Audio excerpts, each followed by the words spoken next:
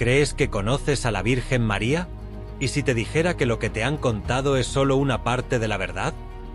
Durante siglos, la Iglesia ha custodiado sus secretos.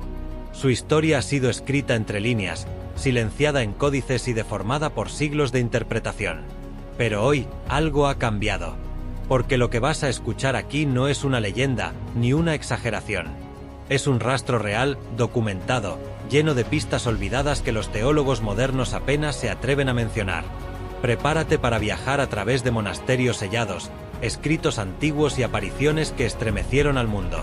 Y si quieres conocer toda la verdad sobre la mujer que cambió la historia con un solo sí, suscríbete ahora, porque a partir de este vídeo, nada volverá a ser igual. Nazaret, siglo I a.C. Una aldea polvorienta, desconocida incluso para los cronistas del imperio. Rodeada de colinas, con apenas unas decenas de familias judías que subsistían entre el cultivo de olivos y la elaboración de piezas de cerámica. Un lugar que no aparecía en los mapas romanos. Un pueblo olvidado por los hombres, pero no por Dios. Es en este rincón del mundo, tan silencioso como sagrado, donde nace la historia de una joven que cambiaría el curso del universo. Su nombre era Miriam, aunque hoy la conocemos como María. Su historia, sin embargo, no empieza con un milagro, ni con una aparición. Empieza con el silencio. Y con una niña. Los evangelios canónicos apenas dan detalles sobre su infancia, pero los apócrifos, esos textos marginados por siglos, algunos de ellos encontrados en cuevas de Qumrán y en antiguos códices etíopes, nos permiten intuir algo más. El protoevangelio de Santiago, por ejemplo, nos habla de sus padres, Joaquín y Ana, una pareja estéril que rogaba al cielo por un hijo. No una hija, un hijo. Pero Dios, una vez más, sorprendió a la humanidad. Les dio a María. Se cuenta que, desde pequeña, María vivía consagrada.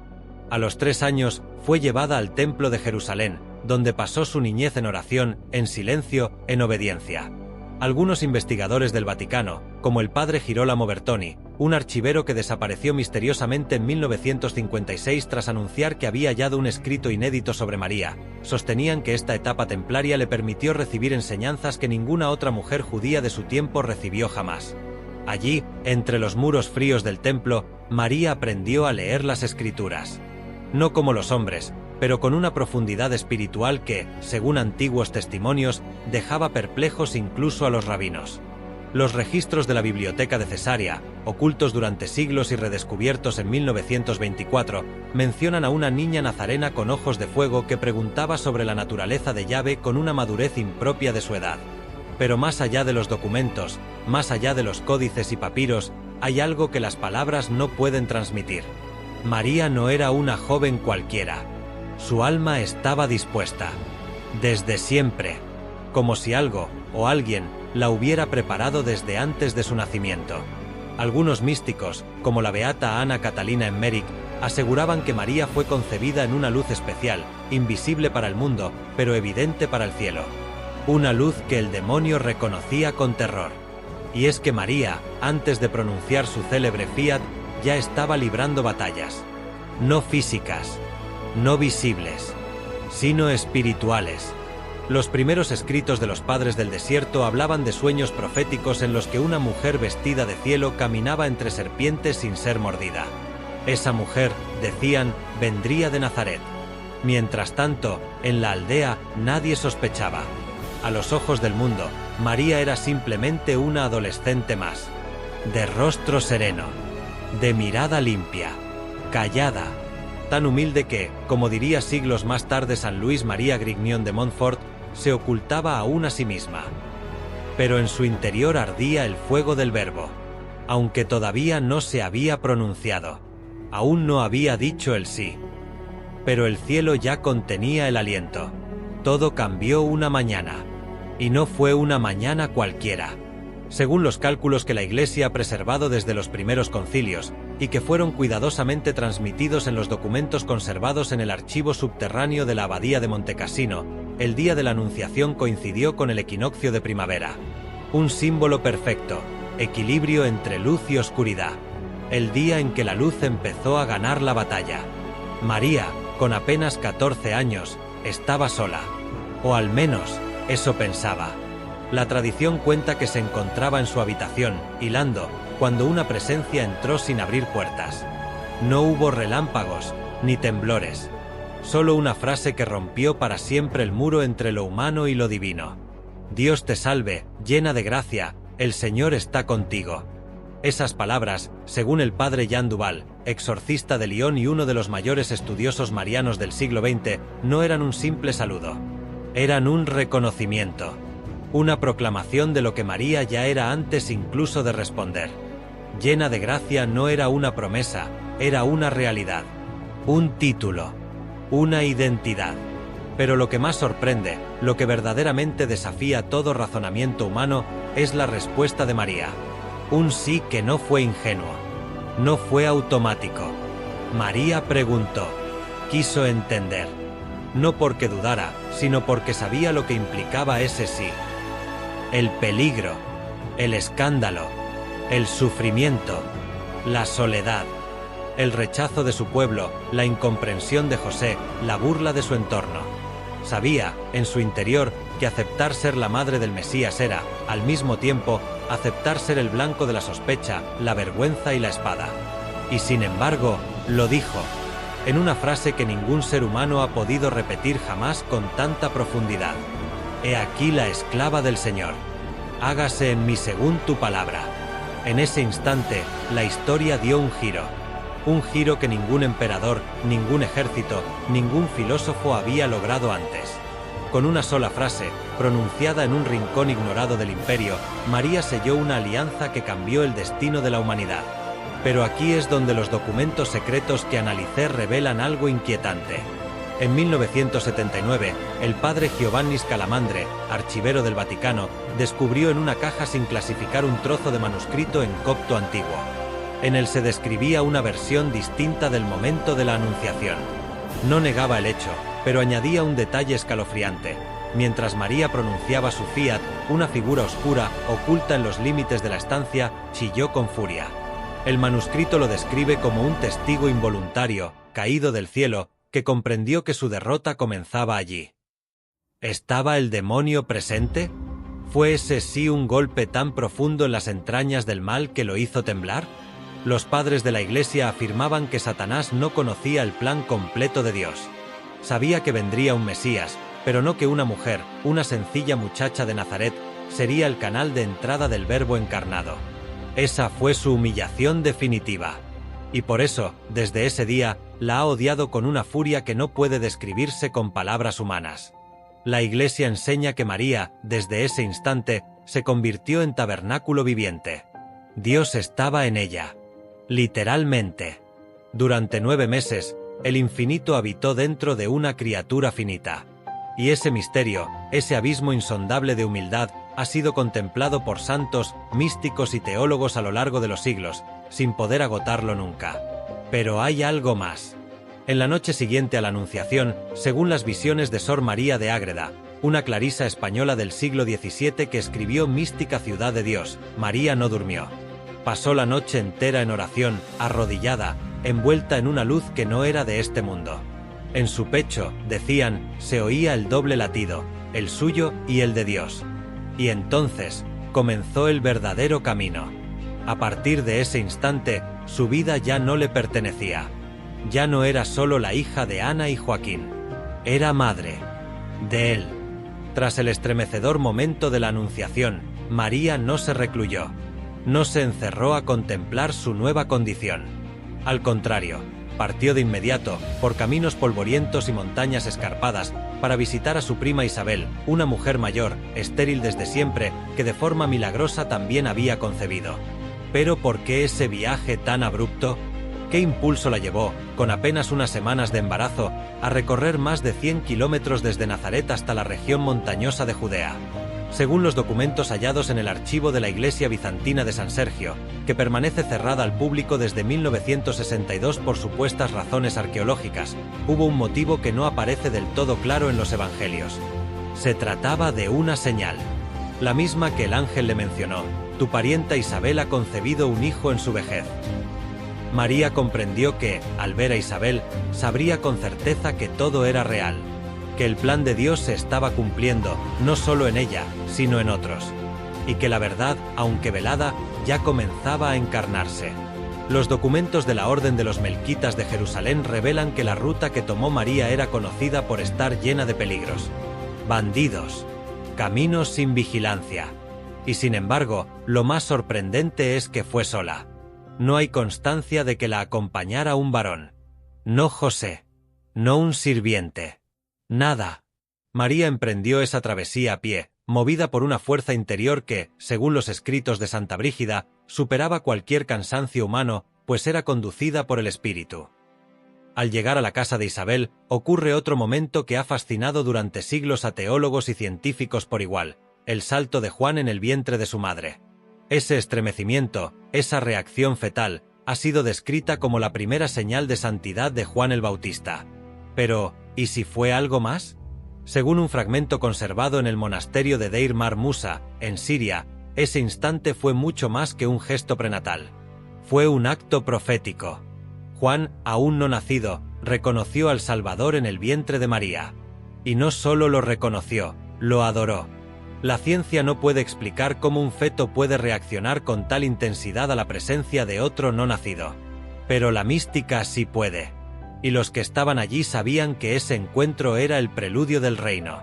Isabel, llena del Espíritu Santo, pronunció entonces unas palabras que los siglos no han podido apagar: bendita tú entre las mujeres, y bendito el fruto de tu vientre. Es la primera vez que alguien, fuera de María, da testimonio de su maternidad divina. Pero lo más profundo está en la respuesta de María. Lo que se conoce como el Magnificat. Un cántico que no fue solo una oración. Fue una profecía, una proclamación, un grito de esperanza para los humildes y una advertencia para los poderosos. Cada frase es un eco del Antiguo Testamento, pero con una novedad radical: ahora el Salvador ya está aquí. Y su madre, lejos de buscar protagonismo, se presenta como esclava, como canal, como espejo limpio donde se refleja la voluntad de Dios. Hay un detalle más que pocos mencionan: María se quedó con Isabel 3 meses. No un par de días, no una semana, 3 meses. Y, según los relatos que se transmiten aún hoy en Ain Karem, fue ella quien ayudó en el parto de Juan. Es decir, la madre del Mesías sirvió como partera de quien prepararía el camino para su hijo. Y este detalle, aparentemente sencillo, esconde un mensaje profundo. Dios no elige a los poderosos, a los expertos, a los que buscan tronos.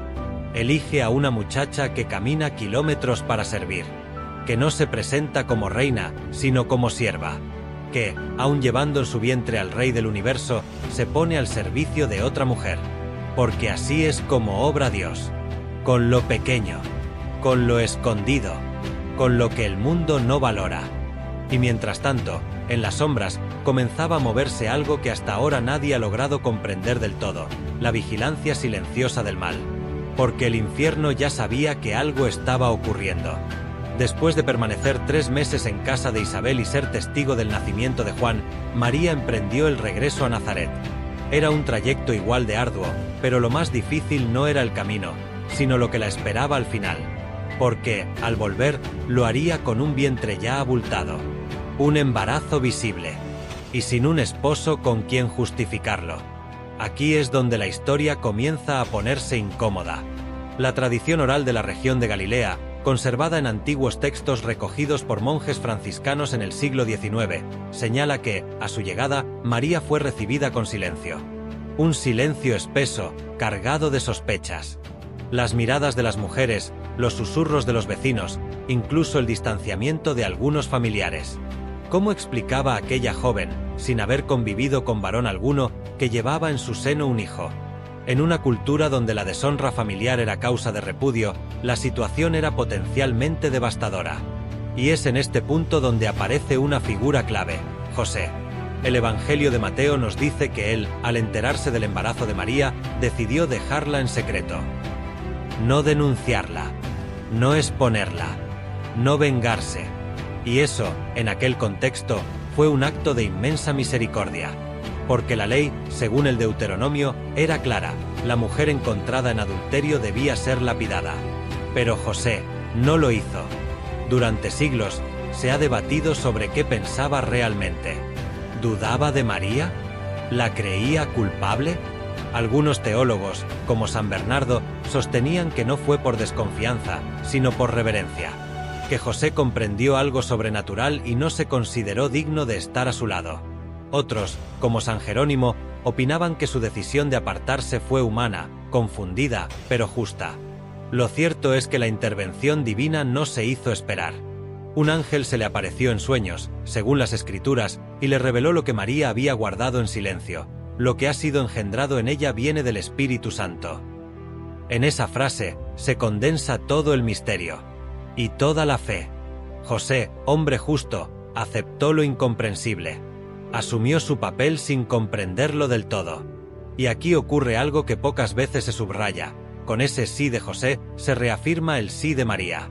Ambos se convierten en custodios del Verbo, en guardianes de una promesa. Y lo hacen desde la humildad, desde el anonimato, desde el silencio. Pero fuera de su hogar, las cosas no fueron tan sencillas. Hay constancia en los evangelios apócrifos, como el protoevangelio de Santiago, de que María fue sometida a juicio, que los sacerdotes del templo la interrogaron, la observaron, buscaron inconsistencias. Querían saber si su historia era real. La obligaron, incluso, a beber el agua amarga del ritual de purificación, según la costumbre judía. Una práctica diseñada para hacer aflorar la verdad en las mujeres sospechosas de adulterio. Y sin embargo, nada ocurrió. María salió ilesa, sin daño, sin vergüenza, porque la verdad estaba con ella. Y aunque no todos lo creyeron, algunos comenzaron a intuir que lo que se gestaba en su seno no era de este mundo. Un detalle que pocos conocen es que, durante esos meses de embarazo, María no abandonó sus hábitos. Seguía yendo al pozo, recogiendo agua, horneando pan. Su vida exterior seguía siendo la de una mujer común. Pero su interior ardía en un fuego que solo los santos pueden comprender, el peso de saber que Dios se estaba formando en su carne. Según un fragmento hallado en la cripta de la iglesia de Santa Ana, en Jerusalén, y que solo ha sido mostrado a unos pocos estudiosos por su contenido místico y no verificable, María tuvo visiones durante ese tiempo. Veía una escalera de luz entre la tierra y el cielo. Escuchaba cánticos sin lengua. Y en sus sueños una voz le repetía: «No temas. El mundo te señalará, pero el cielo te reconoce». Y así, bajo las sombras de la sospecha, pero iluminada por una fe inquebrantable, María esperó el nacimiento de aquel que cambiaría la historia. Pero lo que nadie sabía es que, en lo profundo del desierto, alguien más también esperaba. Y no precisamente con alegría. El emperador Augusto había decretado un censo. Todos debían empadronarse en su ciudad de origen. José, de la estirpe de David, debía acudir a Belén, la ciudad del rey. Y María, ya muy avanzada en su embarazo, lo acompañó en aquel viaje que no era solo físico, sino profético. Porque Belén no era un simple punto en el mapa. Era un símbolo, una señal. En hebreo, Betlehem significa casa del pan. Y no hay casualidad en que el pan de vida naciera allí. La ruta desde Nazaret a Belén era peligrosa. Más de 140 kilómetros de terreno accidentado, cruces de caminos frecuentados por bandidos y noches heladas en cuevas improvisadas. Pero María no se quejó. Nunca se quejaba. Incluso cuando las contracciones comenzaron, su rostro solo mostraba una mezcla de serenidad y concentración. Según una tradición preservada por los monjes del monasterio de San Saba, en el desierto de Judea, una luz guió a José hasta una gruta abandonada. Allí, entre el olor a heno y los restos de animales, María dio a luz. Sin parteras, sin testigos, solo con José, el silencio y la presencia de lo divino. Lo que ocurrió aquella noche no fue solo el nacimiento de un niño, fue el cumplimiento de siglos de profecía, pero también fue el inicio de una batalla invisible, porque donde nace la luz, las sombras se agitan. Una corriente poco conocida dentro de la mística oriental asegura que durante el parto, el universo entero quedó suspendido. En el cielo, los astros se detuvieron por un instante. En la tierra, el tiempo pareció contraerse. Y los ángeles, los que no cayeron, cantaron un himno que solo los pastores más puros pudieron oír. Fue un cántico antiguo, anterior incluso a la creación del hombre. Un himno que hablaba de redención. Mientras tanto, María envolvía al niño en pañales y lo colocaba en un pesebre. Esa imagen, tan repetida y dulcificada por siglos de iconografía cristiana, esconde una profundidad que pocos han meditado. El pesebre era un comedero de animales, lugar de impureza. Y sin embargo, allí fue puesto el Verbo hecho carne, el Creador entre las criaturas, el Santo entre la suciedad del mundo. Y María, en ese gesto, reveló una sabiduría insondable. Ella no buscó el trono, ni la atención, ni siquiera la comprensión. Ella sabía que Dios no buscaba lugares limpios, sino corazones disponibles. Y el suyo estaba completamente abierto. Una historia recogida por un manuscrito etíope, conservado en el monasterio de Debre Damo, habla de una presencia oscura que merodeó la gruta aquella noche. Un espíritu, uno de los que siglos atrás se habían revelado, intentó acercarse al niño. Pero no pudo. Algo o alguien lo impidió. Y en el texto se describe una figura femenina, envuelta en resplandor, con un corazón ardiente en el pecho. Era María. La maternidad de María no fue solo biológica. Fue espiritual. Fue intercesora. Desde el primer aliento de Jesús, ella se convirtió en su guardiana. Y no solo contra los peligros humanos, como el decreto de Herodes. También contra las potencias invisibles que sabían que aquel niño era su derrota. Pocos días después, llegaron los pastores. Y luego, los sabios de Oriente. Y aunque los evangelios no lo narran, hay documentos que afirman que María los recibió con una mezcla de humildad y conocimiento. Como si ya supiera quiénes eran y por qué venían. Uno de esos documentos, un fragmento copto atribuido a un escriba llamado Teopilus de Alejandría, dice que María ofreció a los magos no solo la vista del niño, sino una advertencia: vuestra ciencia os ha guiado hasta aquí, pero la fe os hará comprender lo que veis. Los magos se marcharon transformados. Pero lo que dejaron atrás no era solo oro, incienso y mirra. Dejaron constancia de que aquel nacimiento había sido visto por los sabios, los humildes y los ángeles. Y sin embargo, no todos estaban contentos. En Jerusalén, Herodes ardía de ira. Pero más allá de él, en lugares donde la luz no llega fácilmente, otras entidades se inquietaban. Sabían que la mujer vestida de sol había dado a luz, y que su hijo sería causa de caída y resurrección.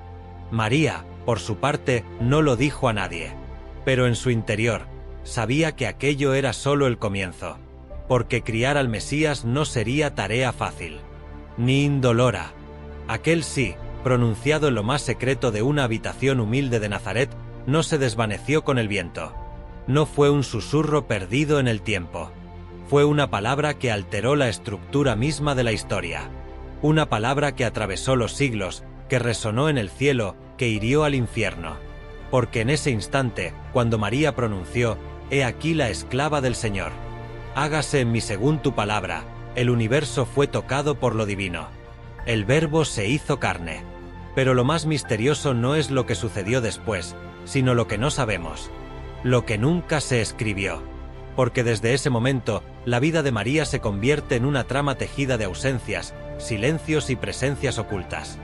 Durante los años de la vida pública de Jesús, su madre permanece en un segundo plano. No porque no estuviera, sino porque su presencia era distinta, discreta, firme, casi invisible. Como las raíces de un árbol gigantesco que, aunque no se ven, sostienen el peso del mundo. Se la menciona pocas veces, y cuando se la menciona, siempre con un propósito profundo. En las bodas de Caná, donde provoca el primer milagro. En Cafarnaúm, esperando con preocupación. En los caminos. Y finalmente, al pie de la cruz. Ese momento, la crucifixión, es, para muchos, el más brutal y revelador de su existencia. Y sin embargo, ella no llora. O al menos, los evangelios no lo dicen. No grita. No se desmorona. Está de pie, firme, como un altar viviente, como una torre inexpugnable. San Bernardo de Claraval, el gran místico del siglo XII, decía que María en ese momento no ofrecía solo a su hijo. Se ofrecía a sí misma. Era la corredentora silenciosa, que no necesitaba decir nada porque todo su ser ya era una oración. Después de la resurrección, los textos se vuelven aún más crípticos. ¿Dónde estaba María? ¿Qué hacía? ¿A quién hablaba? Los Hechos de los Apóstoles la mencionan por última vez en el cenáculo, reunida con los discípulos. Luego, el silencio, pero no para siempre. Una antigua tradición recogida por San Juan Damasceno y por otros padres orientales describe la dormición de María como un momento sagrado en el que los apóstoles fueron transportados mística o físicamente para despedirse de ella. Cuerpos que habían sido esparcidos por todo el mundo conocido, desde Tomás en la India hasta Santiago en Hispania, acudieron a un lugar oculto cerca de Jerusalén. Allí, entre cantos angélicos, María cerró los ojos. Pero lo más sobrecogedor es lo que pasó después. Porque su cuerpo no se corrompió. Porque su tumba quedó vacía. Y porque, como narran ciertos textos bizantinos ocultos y apenas difundidos en Occidente, María fue asunta en cuerpo y alma al cielo, pero no sin antes pronunciar una última palabra. Un verbo. Uno solo. La mayoría de los códices omiten ese detalle. Pero uno, encontrado en una biblioteca maronita en el siglo XVIII y luego destruido en un incendio sospechoso, lo registraba. Era el verbo que cerraba el ciclo. El verbo que ella había aprendido desde niña, en el templo. El que había guardado en su corazón durante toda su vida. El que utilizó para dar vida. El que susurró al morir. Ese verbo era esperar. No rezar. No obedecer. No amar. Esperar. Porque María, la mujer que cambió la historia con un sí, entendía que el mayor acto de fe no es ver, ni entender. Es esperar. Aunque parezca que Dios guarda silencio. Aunque el mundo se desmorone. Aunque la espada atraviese el alma. Y en ese esperar se esconde el verdadero poder de la Madre. Por eso, en cada aparición mariana, aunque los mensajes varían, el núcleo siempre es el mismo. Esperad en Dios. No temáis. No os rindáis. Porque la mujer vestida de sol aún camina entre nosotros. Y quien la sigue, jamás camina solo.